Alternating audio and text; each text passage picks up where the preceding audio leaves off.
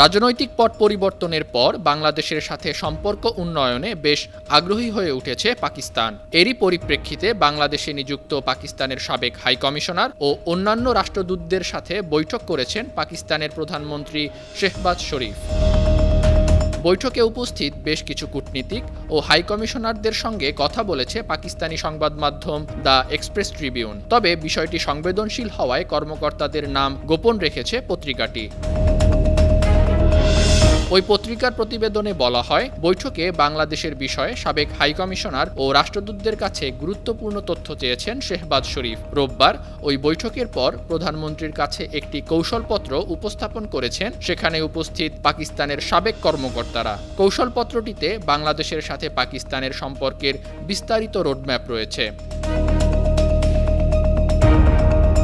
বৈঠকে কূটনীতিকরা বাংলাদেশের সাথে পাকিস্তানের সম্পর্ক এগিয়ে নিতে বেশ কৌশলী হওয়ার পরামর্শ দেন। বিশেষ করে পাকিস্তান সরকার যেন বাংলাদেশে কোনো বিশেষ পক্ষ না নেয় সে ব্যাপারে আহ্বান জানানো হয়। পাশাপাশি বাংলাদেশের অভ্যন্তরীণ ব্যাপারে হস্তক্ষেপের শামিল হয় এরকম পদক্ষেপ না নিতে ইসলামাবাদকে পরামর্শ দেওয়া হয়েছে।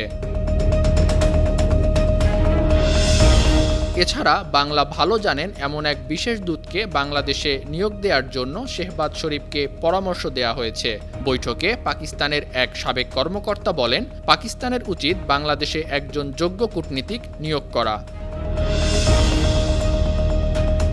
প্রতিবেদনে ভারত ও শেখ হাসিনার মধ্যে গভীর সম্পর্কের বিষয়টি তুলে ধরে জানানো হয়েছে, হাসিনাকে মদদ দেয়ায় ভারতকে চড়া মূল্য দিতে হয়েছে। হাসিনা বাংলাদেশে থাকা ভারতের একজন পুতুল বলে উল্লেখ করা হয়।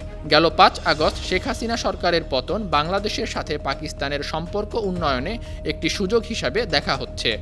বিশেষ করে গত ১৫ বছরে দিল্লির কারণে শেখ হাসিনা সরকারের সাথে পাকিস্তানের সম্পর্কের বিষয়টি বাধাগ্রস্ত হয়েছে বলে পত্রিকার প্রতিবেদনে জানানো হয়।